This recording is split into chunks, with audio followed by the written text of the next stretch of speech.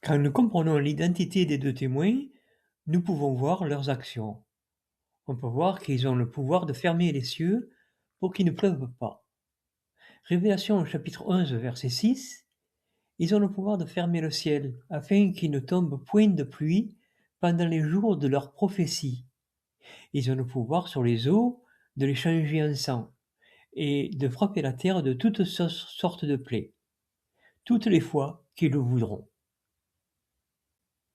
Ce verset nous parle que les témoins peuvent fermer les cieux pour qu'il n'y ait pas de pluie. Ils ont donc le pouvoir sur le climat.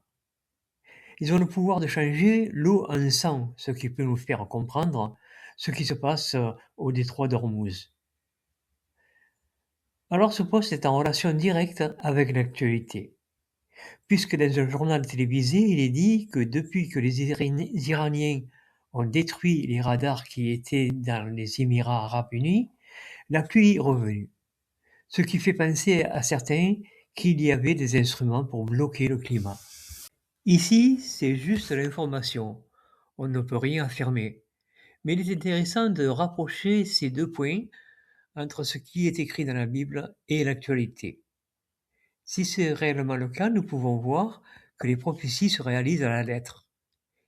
Il a été vu d'avance que les deux témoins ont réalisé des techniques pour changer le climat.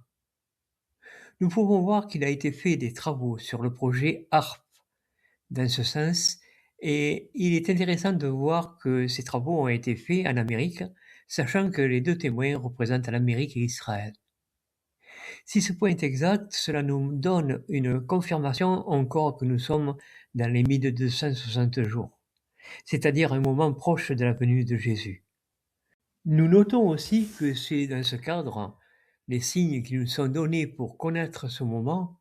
Dans le même cadre, nous pouvons voir qu'une image de Trump en Jésus a constitué un blasphème pour certains.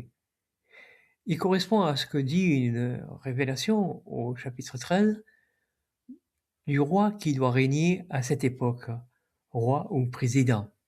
Ces points s'ajoutent les uns derrière les autres. Cherchez à comprendre notre époque.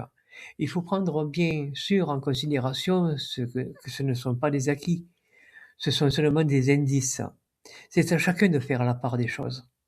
Nous ne pouvons pas prendre un indice comme une preuve, mais plusieurs indices peuvent constituer une preuve. Il nous faut donc être attentif à ces choses, être au minimum au courant des faits.